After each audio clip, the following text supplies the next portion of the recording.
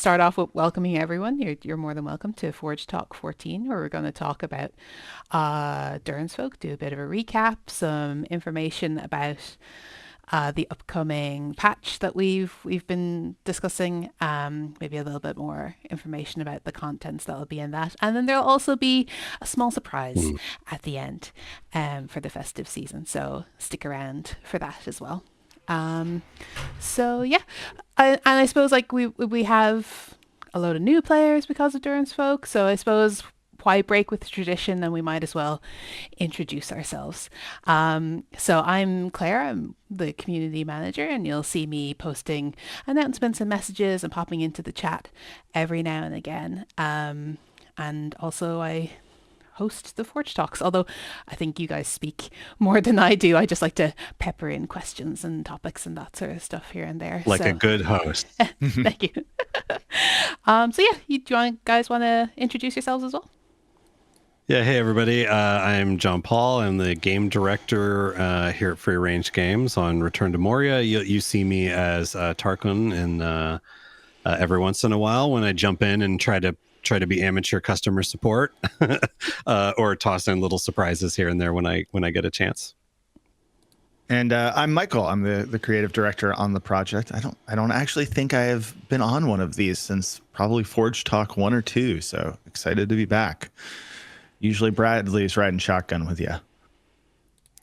Yeah, that's right. Bradley was going to be here, Bradley, our art director, but he is sadly sick and recovering. So it's just me and Michael. And you may recognize Michael's voice from our How to Play Durin's Folk video that we did a couple weeks ago.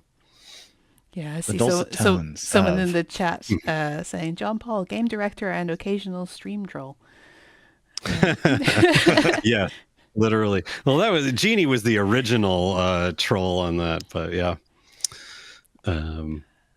Yeah. Yeah, so we are. I mean, obviously, like we are really excited as our first Forge Talk since Durin's Folk went out, and we did a few kind of previewing it and talking about it a little bit early on. But now that it's out, we get to sort of talk a little bit more about the expansion and what thoughts went behind it, and hearing your feedback, and yeah, so pretty excited to be here.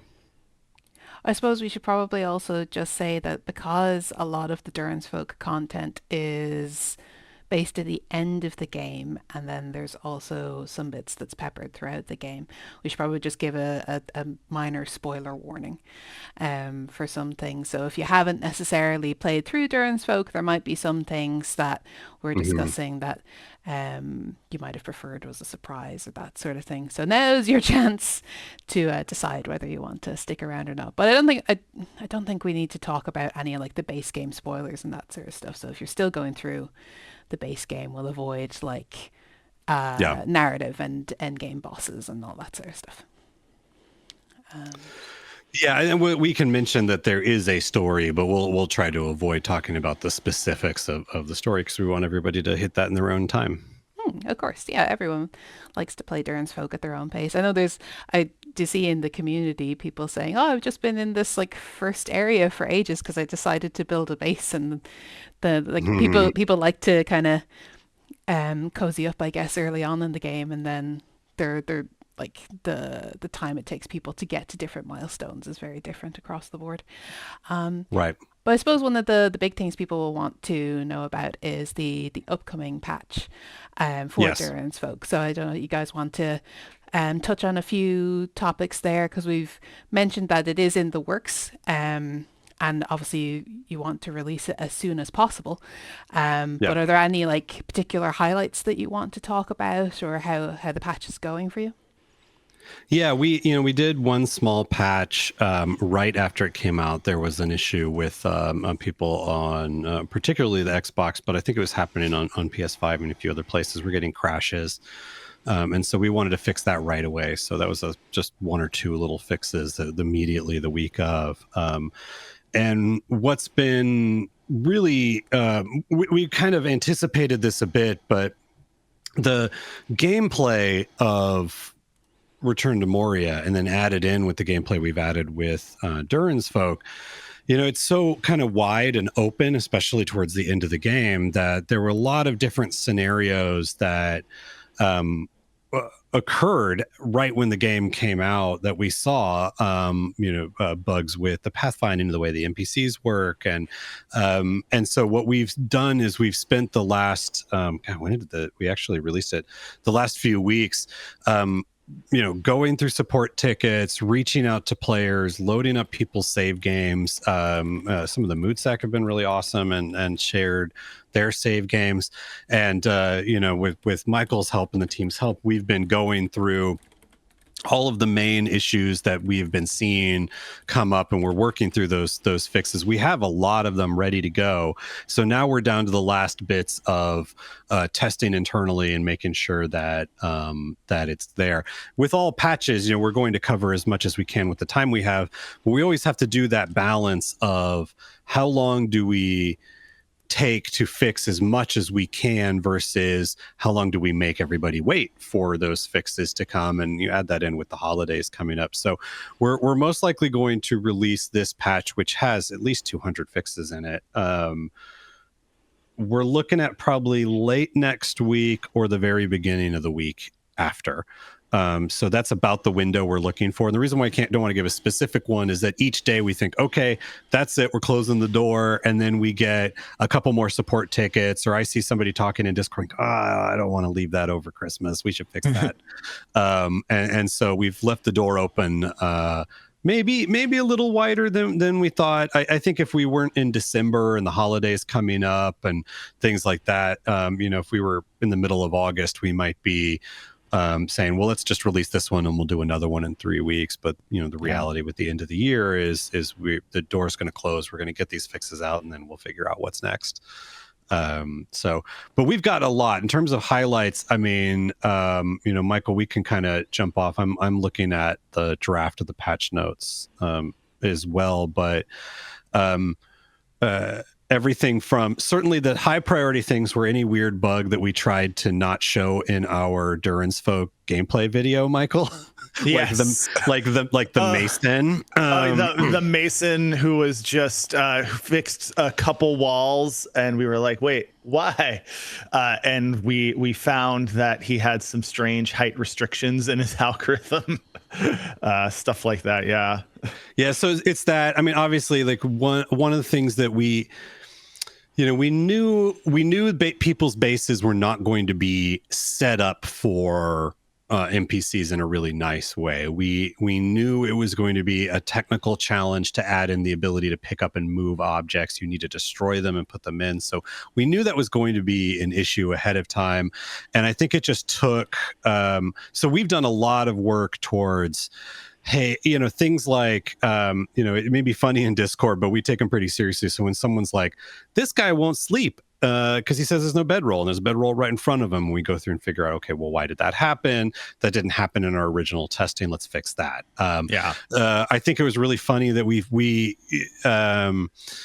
and again, it's just you hit the real world as part of a live game. Is you hit the real world. And there's all these scenarios that can be hard for a small team to anticipate. But like if an NPC is sleeping in a bed and the bed is too many meters close to a door, the other NPCs won't go in through that door, and then it'll look like the doors don't work. And so we fixed that. So I think we've been working a lot at improving the path that the NPCs take when they go from place to place, working to improve them actually seeking out and finding the things they're looking for. So finding bedrolls, finding their workstations, finding, a lot of really interesting things about why is the meal table uninteractable? Why can't you go and eat at this meal? Builders sort of teleporting to bad places. So there's a lot of things like that we've been working through. Just to jump in and say what I think something that's been really great is that kind of the whole community has been super active with like sharing screenshots and save games, and it like really cut the time down on finding some weird stuff. Like, I think there was one big one I saw, which is just sometimes NPCs were kind of teleporting around, and we got a couple save games. It's like, oh wow, wait, if you build kind of a basement, sub basement at this height, suddenly our pathing algorithm is finding it at the like as a valid place to go, just because our internal bases that we were building didn't have those metrics to it. So thank you to everyone who's been helping us track that down, because I think it's made it so we could get to a lot more stuff than we would have been able to otherwise. Yeah, and there's this weird thing that happens in software development where you kind of anticipate, I saw one time, the QA testers found one time that an NPC will wake up and then they'll sink through the floor. And then you go, okay, well, it's only, you have to do this math each day when we're looking at bugs that come back from our testing team. You look at it and go, well, okay, is it happening every single time? No. Okay, well, maybe it won't happen that often. And then you take a gamble. Can't fix everything. I would love to. But that would have put the expansion out. You're doing this math of how many features and cool stuff and content do you shove into it versus when does it come out, and can you hit Christmas and things like that, which is all very boring, I'm sure, for this audience. But and then Michael, how many times have we said, oh well, it doesn't really happen that often, so I bet it won't happen that often when we go out. And then you go out and then everybody hits it, and you're like, oh okay, well we made the wrong call. My dream is shattered. Yeah, let's fix it right now. And I think in particular, I want to shout out Bandit KS, Bandit, however you say. It's always awkward to say people's internet names. Who sent a really awesome mega build and that had all of these issues. That was like, he was saying, I think I'm going to have to abandon this world and start over. And I was like, we're not letting Bandit KS abandon his mega base. And so we loaded it up, and I was like, we're going to fix every one of the bugs that is in this mega base. And so we figured by doing that, we would also cover a lot of the other problems that we were running into. So that's sort of what our process has been for the last few weeks. Because I think most people know, we read the Discord, we read Reddit, we read what people are saying, and we really have done everything we could to make sure that feel a part of the community, and that because really the game is this community at this point. And so anytime someone hit an issue, we're like, okay, we're jumping on that. We're not, we'll be in a triage and we're like, we're not letting Zeta 1127's bug go through, No. So we can't hit everything. We can't hit everybody, but we try to do everything we can. So I'm trying to think what else we did. We did a couple of other things. There were some things that were bugs, like the NPCs getting there. Oh, the blacksmith making the forge part cranks. Oh yes. That happened to me in my playtest, and I couldn't get it to happen again. And this is the other thing that happens when you're a game dev, which is you quote play the game the right way, because know what the quote right way is. And it can be very easy to go, well, that never happened to me when I was testing, and that never happened in QA. And then we go back and go, oh, duh. Yes, of course, people are going to let their orders expire. And because of the way the order system works, the blacksmith didn't have anything to do. And then they picked this weird priority, and suddenly you had a bunch of cranks in your community chests. So it's things like that we've been working through. So let me think. So we did NPCs walking backwards, steam vents spawning in midair, NPCs stealing all of your brew and drinking more than they should. Being able to see the interact prompt for NPCs from really far away. What else? Waking up, NPCs going to sleep with brew and then waking up with as drunkards instead of their role. We did debate if that was a feature or a bug, but ultimately it meant that they didn't do their role without you having to go and take the beer away from them. And we felt like that was maybe a bit too babysitting. Things like offline, like having to stand next to the builders for them to actually make progress on the building. I'm I am going to add, just because I saw a lot of people in the chat when I said the going to sleep with Brew, you may have to remove it one last time when you load up the patch. That's a good reminder. Then it should be good. That's actually a really good reminder. The nature of the way the game is architected is sometimes when a bug starts, it stays there until you kind of take, until you actually sort of like fix it once, and then it shouldn't happen again. So that may happen. Trying to think what other things. We had no idea the emissary could get killed. In retrospect, this thing was always when you're going through a list of bugs, you go like, I didn't obviously. know. I know, it's like in hindsight, you're like, well, duh, yeah, people made bases there, and the emissary shows up. We are also doing things like, this is going to be a very minor spoiler, but there is a point when out of your control, some NPCs are not are taken from your base. We added in some extra controls so that when that part of the story ends, they all come back. And they're all available. So, and that should be retroactive. So anybody who still has missing NPCs, hopefully they will arrive back from their travels. We could go through more. I mean, but that's then we did a few other things that we should mention. The tuning on monuments, in particular, how hard it is to get true quartz. Because true quartz is this interesting resource, right, Michael? It's not one that it doesn't spawn in the mining veins, and so it doesn't always come back on the ground, and so it means that you really could run out of true quartz. And it's also a lot of true quartz. It's a lot of true quartz, especially for the trader who wanted it for the crystal flares. Yeah, so that's probably one of, most of the time when we do a patch like this, we try to just do fixes as opposed to add new stuff. But in this case, we are adding in true quartz expeditions. So you'll be able to go on an expedition and bring back probably an overcorrected, ridiculous amount of true quartz. And so we're in this patch, rather than completely changing the monument tuning and timing and pacing, we're starting with the inflow of resources to make sure the resources you need are easier to get. You can go off and get them. We did tweak the trader as well, so you don't have these competing super demands for true quartz, so you can pay him off with slightly less flares. Yeah, and then we did a few other things.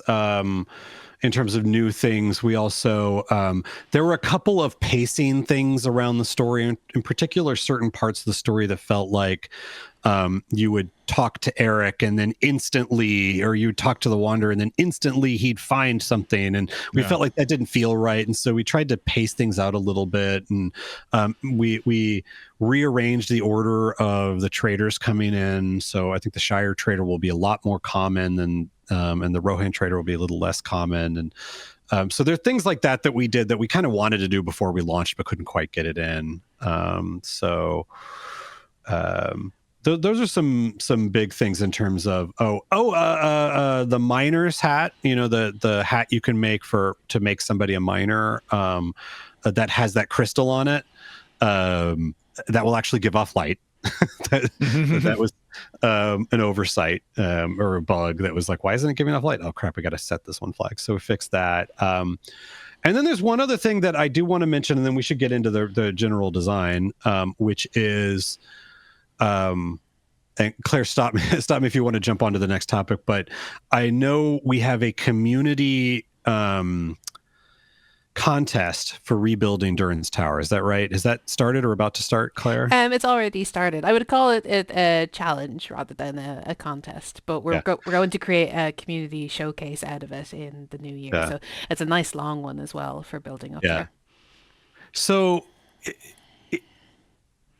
one thing I do want to address, because I've seen some comments about this, and this is going to be a little bit behind the curtain, which I think most of y'all are okay with. We had, and Michael, you could jump in. We had a bunch of discussions about destroying Durin's tower, leading all throughout the summer and into the fall. Yeah. On almost every place in our game, the architecture that is in the world, this is not true for everything, but for the majority of the buildings that you see in the game, it has the stability system working on it. And so if you destroy the bottom, the whole thing will collapse. We had that in Durin's Tower. And I know a lot of people have asked for why isn't it there?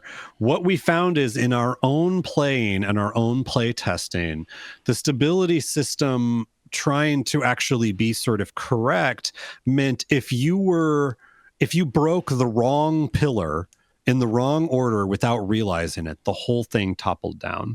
And there's no way to get it back. And we felt like this was such an important new location that would feel really bad. If you were just trying to knock one wall out because you wanted to make it maybe a gilded wall instead of an older wall, then the whole thing falls down, you're never going to be able to rebuild it that way. So I know a lot of people are like, I want to clear cut. I want to completely clear it out and I want to build my own thing. And it's really frustrating that it takes a lot of work. We had to really balance, do we make it easy to destroy the entire thing? Or do we make it possible to accidentally collapse the entire thing without realizing it? And so you can maybe see why that's a hard decision. And we ultimately decided that, we would rather it be a little bit harder to take the whole thing down, but it was intentional. It was something the player, had agency over. I'm going to choose to take it down, even though that unfortunately may be a little bit harder than we normally would like, versus the other side, which is I'm just trying to do a little bit of remodel and the whole thing comes down. We had so many moments just even from early on of everything kind of toppling down or a little bit more. And it's like, wait, where was that piece? Was that right there? Hopefully to make it a little bit more palatable in the patch, we are going to allow you to go to the Gondor trader and purchase ancient recipes that they had back in their library that will give you a lot of the architecture pieces used in building the tower for you to be able to build yourself. So there'll be a whole new building set. I can't believe we keep doing these whole new building sets because it is a lot of work. And I'm like, Bradley, you're crazy. But we have this entire ancient building set that'll come out in this patch. And the reason why it's behind a trader is partly because we think it's fun that it's behind a trader, but also because that was actually going to be the easiest way for us to give it to everybody without it suddenly showing up for people in starting the new game. So so new building set that will be attempting to try to get as many of the floors and arches and pillars and walls that are used up in the tower. So if you wanted to try to make it look like a more renewed part, because that's the other thing is that you actually can't really repair those pieces. So the mason is sort of useless up in Durin's Tower, and so this is our way of sort of compensating for that. So so that'll come out with this. I love how surprised everyone is in the chat, and I am also very surprised because I didn't know that was being included at all. I haven't seen the full patch notes yet. I have a question though. Is that going to be under a particular build set, or will it have its own, the way Coastal Marble? It'll be its own thing. So you will go to the Gondor. We were like, I'm curious if you guys think we made the right call. We were like, well, who would you buy these from? Who would have Dwarven? Yes. And we're like, well, because he, we're like, we don't really have a true Erebor trader. We kind of combined Erebor and Iron Hills. So is it Gondor? Would Rivendell have it? No, Lorien wouldn't have it. Shire wouldn't have it. And there's plenty of other, you already get a building set from the Red and the Blue Mountain trader. So we were the army wouldn't have those sitting around with them. So we landed on Gondor. I feel like, Bradley pitched that and we doing it and we decided yes pretty quickly. And then the longest design conversation was, wait, who would have it? Well, if you go if you go all the way back to last October when we were first pitching this, the whole thing for me was when we made this whole stink about the entire game exists because Gimli promised Aragorn Mithril for Gondor. That's the entire genesis of Return to Moria, the entire game, and we don't have you giving Mithril to Gondor. And so, but I started off with, I know everybody wants NPCs, but Mithril for Gondor is the real reason for this expansion. And then I felt like, well, you're giving all this Mithril to Gondor. Like, what are some let's add some more higher value things that you get back from Gondor in exchange. So that's where we got that. Um, yeah, the patch notes will come. There'll be some other things. I don't want to just make this entire Forge Talk reading the patch notes. And there's a lot in there, and I'm sure there are going to be a few things we miss, and I'm sure people in the chat are kind of, well, what about this one thing? It's really annoying. There's a good chance we fixed it, but we should probably move on to the rest of the topics, especially because we want to get to the surprise at the end. Oh, definitely. Yeah. Trust me, the surprise is worth it. I'm really looking forward to revealing that. So I suppose like one of the things that like obviously we know that you guys are working hard on the patch and stuff, but there is a lot of stuff that people have been enjoying about Durin's Folk as well, especially NPCs coming in and that feeling of kind of loneliness that a lot of players were feeling, which I know was part of the design in the first place. Was you were in this place almost by yourself unless you were playing with friends, but being able to have buddies that drink with you in the evening and all that sort of stuff is something that people really enjoy. But we have some, we asked Instagram. In case people didn't know, we now have an active Instagram and Facebook page for Return to Moria. And on Instagram, we asked what kind of things people like. So I might read out a few of those for you guys and see what you thought about like the designing of that feature maybe and that sort of thing, if that sounds good. Yeah. So one of the first ones is just Morrison.Andrew said that they really enjoyed their adventures with their friends, which is great to hear that you're continuing to enjoy adventures through Durin's Folk, and I hope people are really enjoying expeditions and that sort of thing. I don't know if you guys want to add anything to that. I know you had a fair bit of fun with your dev play as well. Yeah, just playing together.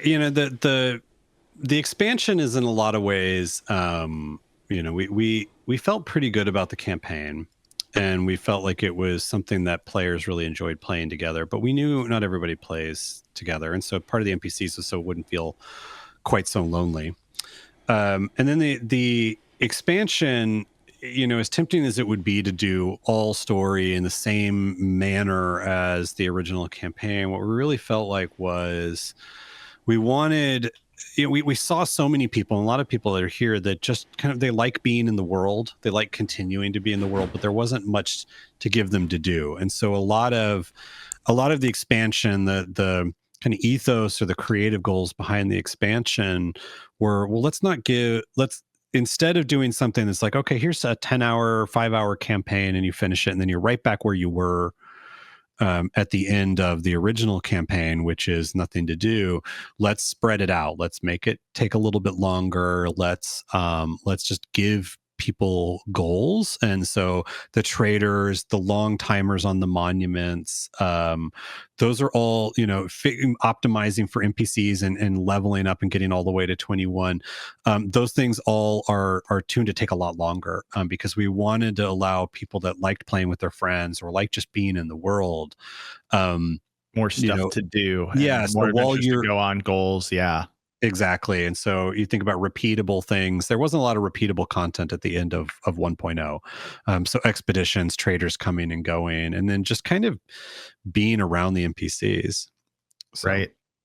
Yeah, I feel like, the end game, once you beat the story, it was either kind of go on another adventure in Sandbox, or it was build a mega base, and we just wanted to really expand the variety of things you could do once you got there, and just keep doing stuff with your friends. So I'm really glad to hear that. Yeah. Awesome. So the next one I have is GPain023. Again, this is one of those like, oh, it's really hard to read people's internet names out. So I'll do my best for all of these. There is someone in our chat that their name is just Peter. And I just want to shout out Peter.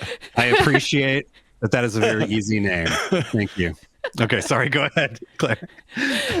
Smash cut to be like, I'm sorry, it is Peter. How dare you? Anyway, sorry, go ahead. So yes, GPain0 23 or 23 said that their favorite thing was singing in tune in harmony with their company. Mm. So I was wondering, is there anything different in coordinating like singing in multiplayer versus singing with NPCs? Do you have any interesting stories about the development behind there? And then of course we also have the new songs and music as well in the game. Songs. Yeah. Well, Well, yeah, go ahead, Michael. Why don't you I start? just want to say, I think luckily or nicely for us, the actual singing system kind of expanded to NPCs really nicely. But to me, it's interesting on the singing, like the joy of singing with your friends not existing in single player was Mhm. like one of the first we must do NPCs. We must give everyone kind of this moment, whether you're in multiplayer or not. And I think that was kind of one of the driving emotions, at least for me, was Yeah. getting that feeling. Not only to like all variations of the game, but even amping it up and making it bigger by the end game. Yeah, and we had debated about whether should we add more voices, should the NPCs have unique voices or unique faces, and ultimately by sticking with the same, basically the same voice profiles, the same voice actors as the player choices, allowed us to do a lot of things. I mean, there's some other things that people maybe wouldn't notice or maybe have noticed, but I haven't seen people talk about it is, if you play the game in multiplayer and you're running around and your character says something, and another player is there, they'll kind of banter back and forth.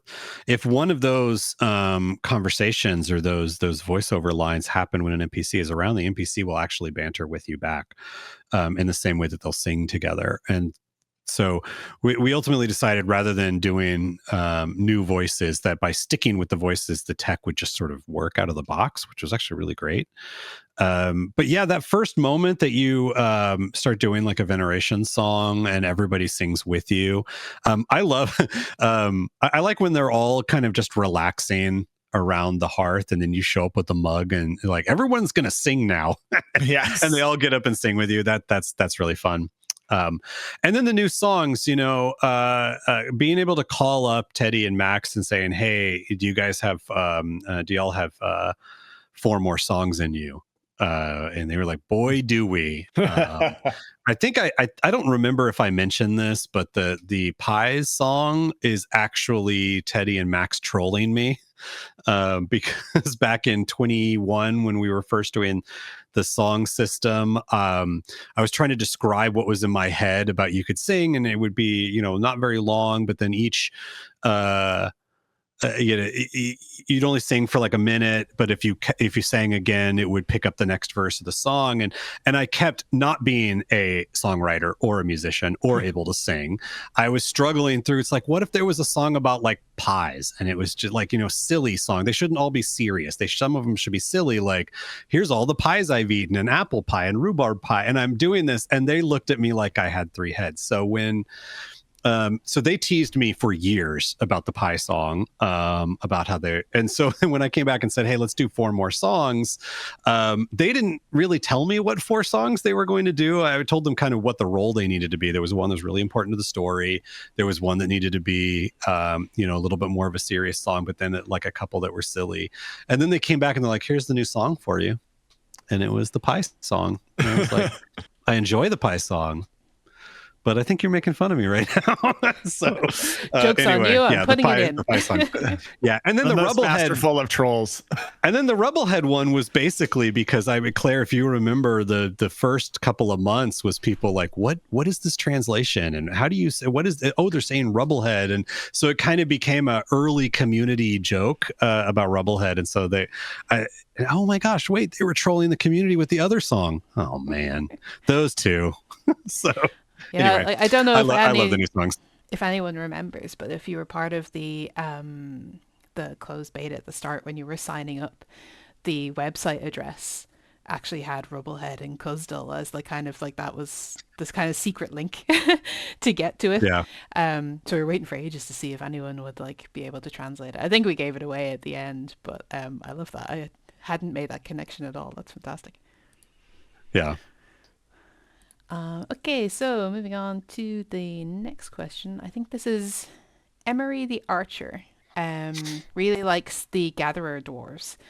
So Mm. obviously, like NPCs are really great for automation and that sort of stuff. But was there any, like some people love farming and make entire gardens. I know people have been making gardens for Arik and that sort of stuff, and other people just want to spend time doing other things in Moria.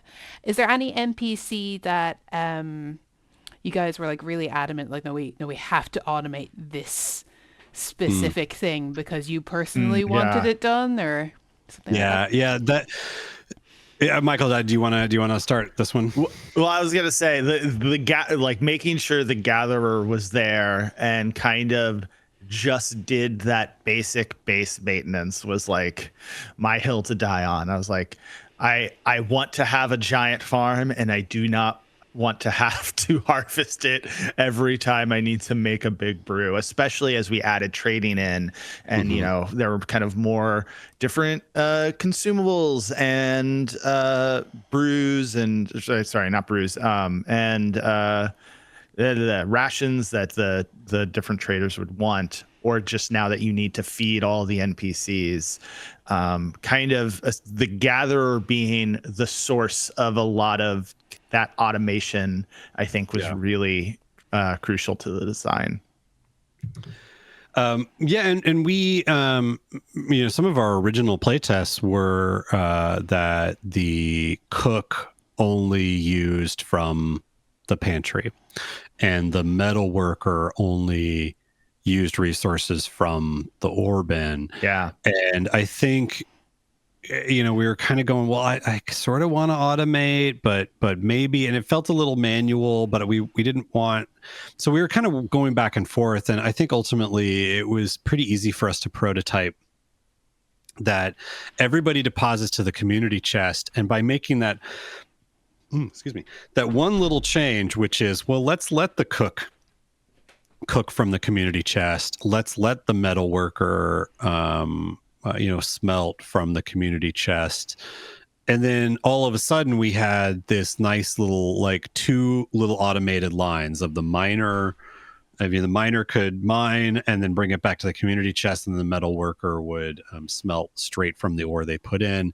But I found once you get to enough NPCs, keeping them all fed felt a bit like a chore. And so the being able to make a farm in the right place, have a salvager on it, and then have a cook and prioritize the meals that match the ingredients that the salvager's doing, and then have the salvager automatically. We originally were not going to have a farming NPC. We felt like farming was a little bit, it wasn't, we wanted to let people farm themselves. But we tried one little prototype. I think one of our engineers just sort of flipped a switch and was like, well, let's just have, when they collect, they plant back themselves. That's what a player would do anyway. And so suddenly I realized I was doing my own play test, and I realized I hadn't thought about food for the NPCs in a while. And it was because those two sort of automated lines. Yeah. The delving chest was a surprisingly late addition, because we kind of got everybody up and working, and as we were just playing, we were like, oh, this is just a little too manual. But we didn't want to make it so you had to go to like, which chests do I want the NPCs to pull from? Which ones do I not want them to pull from? And we didn't want them just eating all your stuff. But then we had the kind of realized the delving chest prototype, and that really brought the whole system together. And then the next thing, which I don't think we're going to have time to put into this patch, but thinking about, hey, maybe the metal worker shouldn't pull from the community chest unless the ore bin is totally empty, so that you do have some intentionality. Because as you guys have noticed, the vibe we wanted to create was, there were two things we wanted with the NPCs. We wanted them to feel like they were members of a company and that they had roles that fit the world, and that they were doing something, and that if you were a player that cared about the sort of mechanics of things, that they would actually feel useful to you.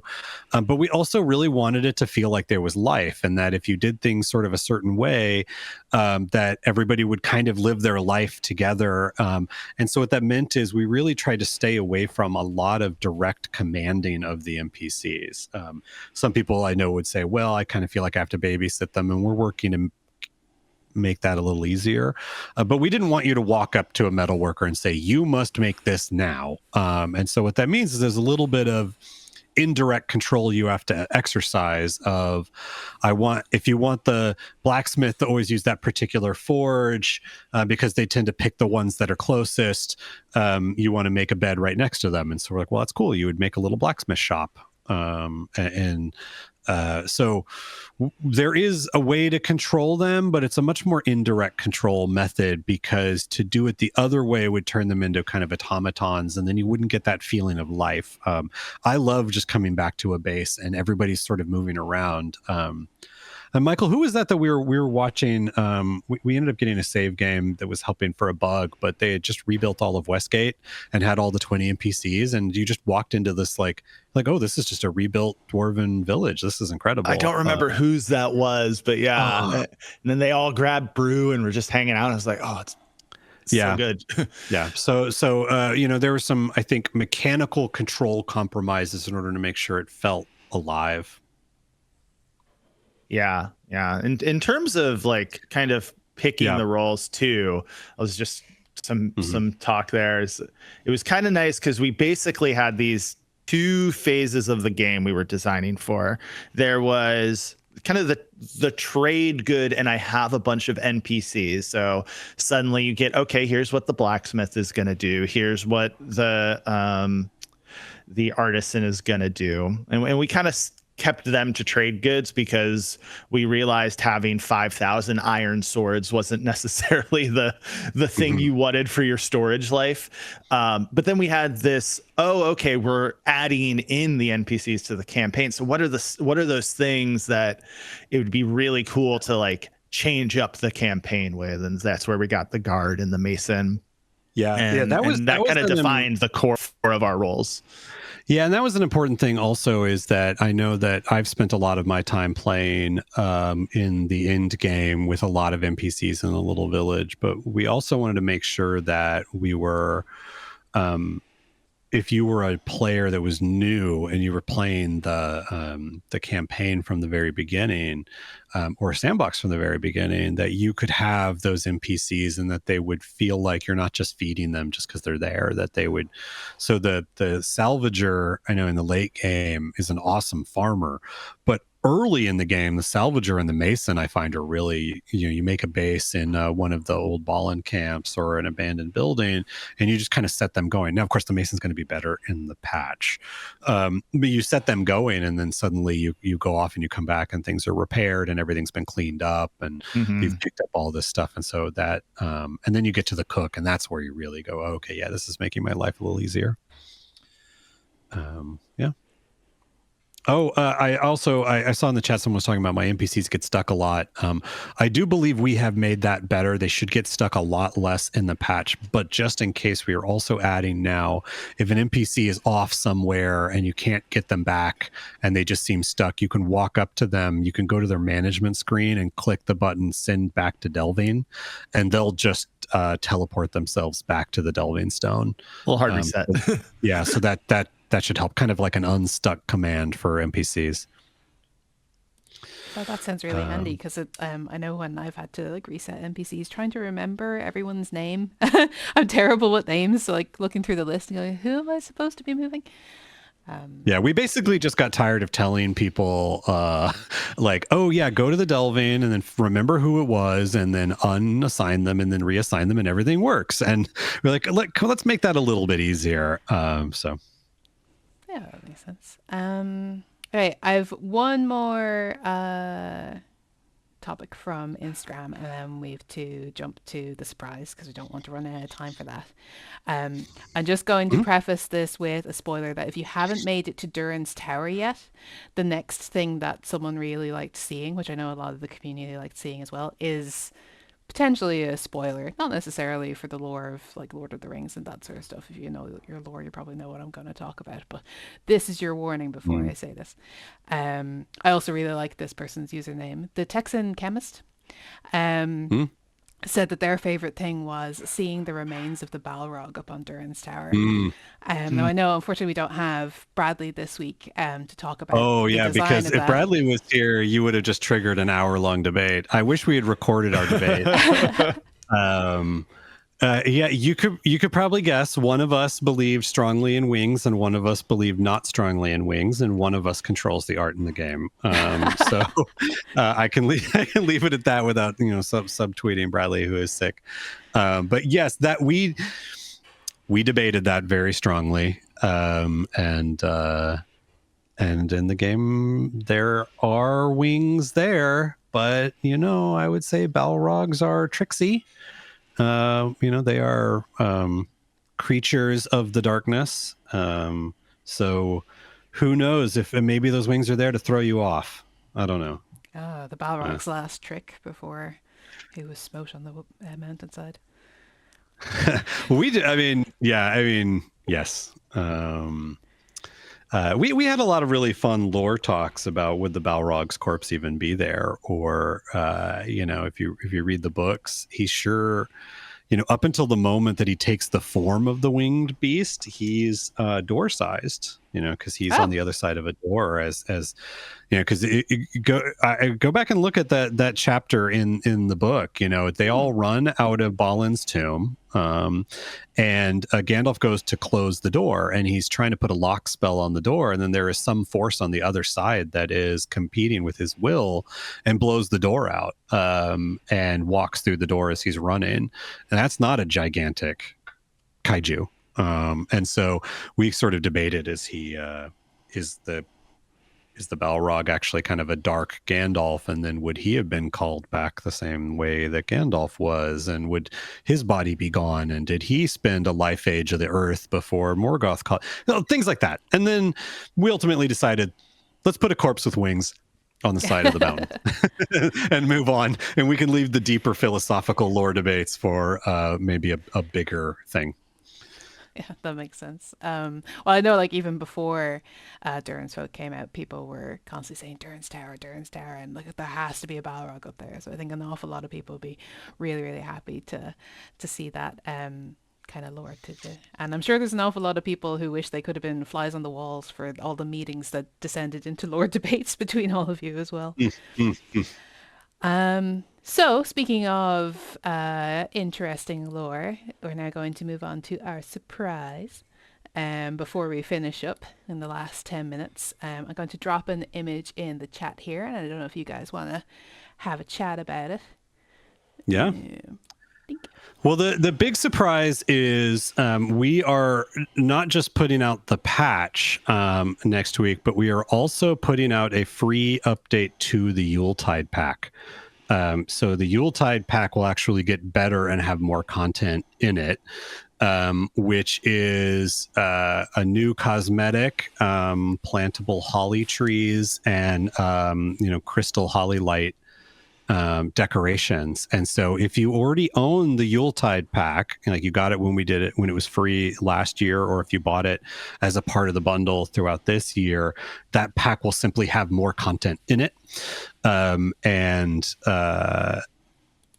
then if you buy the pack now, it will also have all of this new stuff. So some more Christmas and holiday Yuletide stuff, and inspired by some of it is just fun new decorations, and then some of it is inspired by Nordic tradition of Krampus.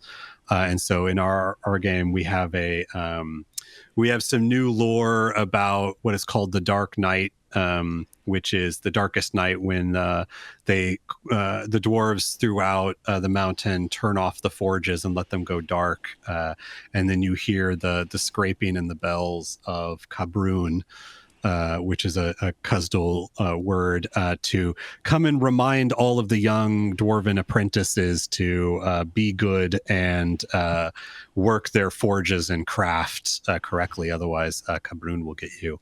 So had some fun, new cosmetic costume.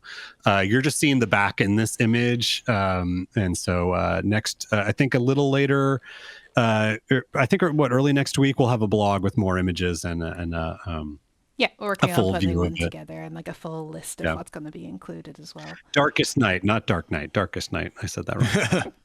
Um, Yeah, so there's lots of cool new decorations, and then also this cosmetic skin going in as well. And as John-Paul said as well, if you've already purchased the Yuletide pack when the patch comes out, then this will automatically be applied. And if you buy it either before or after, you'll just get the same amount of stuff as everyone else when they get it as well. So you can run and grab it now, or you can wait till afterwards.